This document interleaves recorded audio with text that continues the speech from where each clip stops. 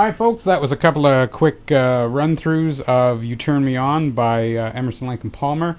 One of them is actually on YouTube itself. It's a live recording from 1974 with just Greg Lake on the guitar. And the other one is actually from the original CD.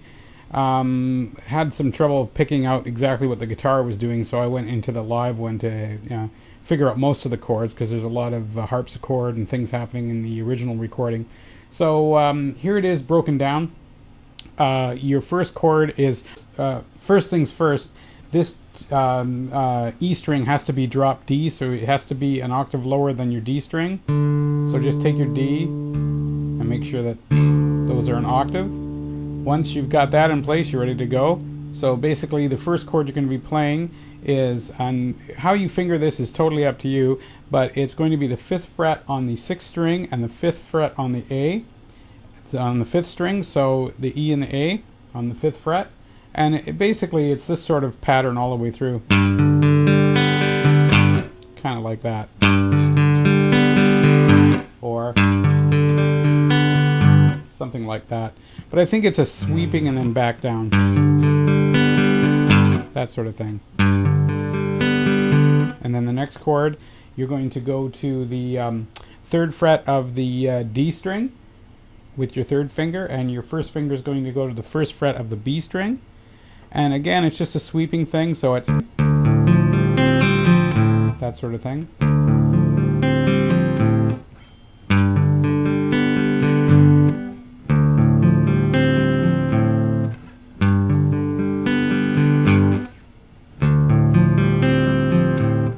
Okay. So again, it does that a couple times.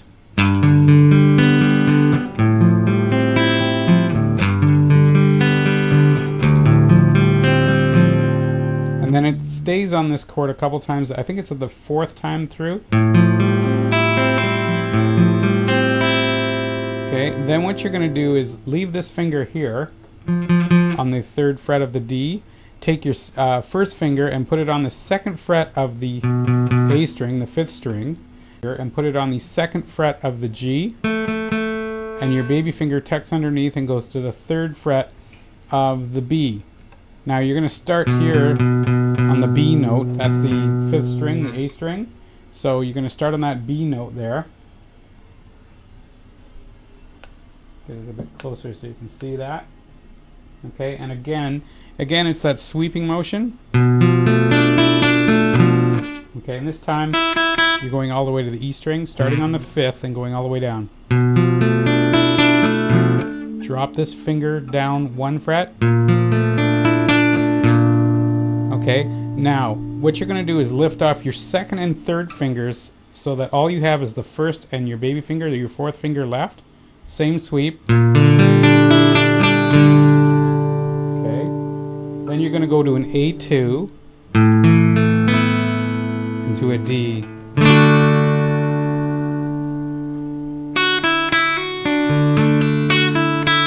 Now that's kind of what they're doing on the original recording. On the live recording, what he does is this. Or something like that. Not exactly sure, but he does go up to the A note on the 5th fret of the E string. So, going through that whole thing.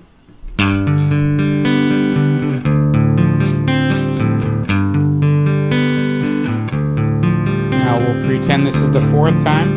Now this chord.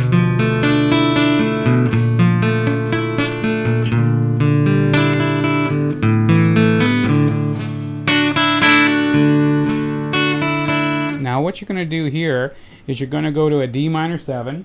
So your 1st finger will be on the 1st and 2nd strings on the 1st fret. Your 2nd finger will be on the 2nd fret of the G string.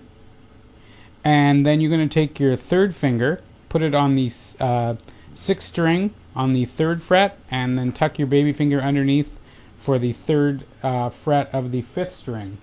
And again, the sweeping motion.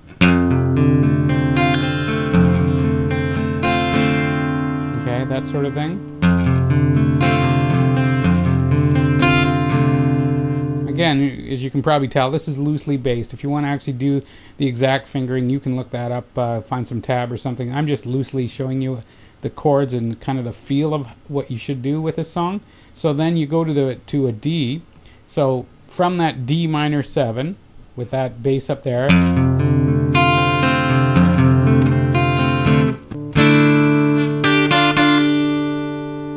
so you're going to take your second finger on the 2nd fret of the G, your 3rd finger on the 3rd fret of the B, your baby finger is going to be on the 3rd fret of the E, and then you're going to pull off and hammer back on. So when you pull off, you want your 1st finger to be down here on the 1st fret of the E. So you get those 2 notes.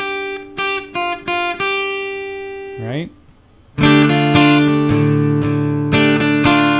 Then you go to this chord here. So 1st fret of the A string, and then your baby finger is going to be on the 3rd fret of the B string.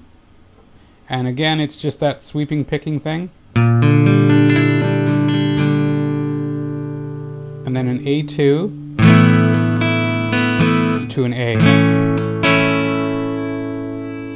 Okay, A2. Now if you like to do A2 that way, you can do it that way, that's fine. Now to a D minor. Now what I'm doing there is pulling off the 1st finger and then sweep picking downward. So it's, and to really get a lot of power, you can actually hit the 5th and the 6th string together for the bass note. Now that chord again that we played earlier. Okay, and then to a C, and then back to a D minor.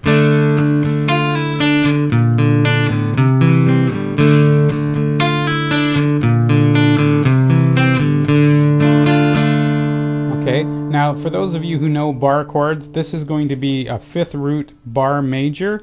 So you're going to bar straight across the 3rd fret, and you're going to just bar the 4th, 3rd, and 2nd strings. And then what you're going to do is you're going to use your 1st finger to bar across the 1st fret of the 6th and the 5th strings, and you get this.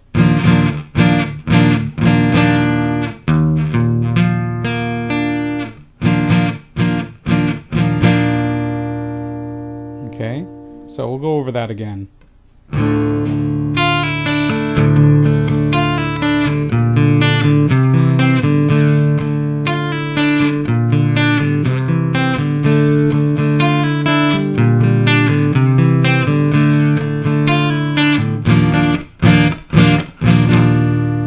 And then you're going to slide all the way up to the 10th fret, and you're going to just play the low 3 strings open. So your E, your A, and your D, just play them all open. That makes a D chord. And then you're going to take your, you can do this lots of different ways. You can figure out how you want to do it, but essentially there's 2 notes. They're both on the 10th fret of the B and the G. And then you're going to drop the note on the G down to 9 and then back up to 10. So you get this.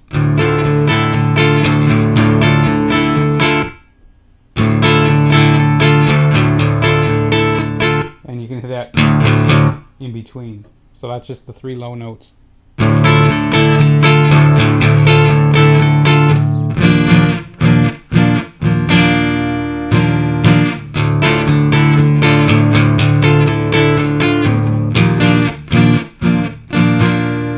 Turn me on.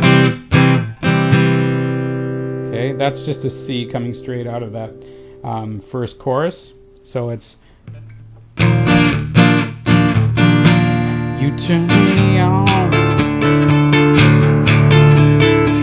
still, you turn me on, still, you turn me on.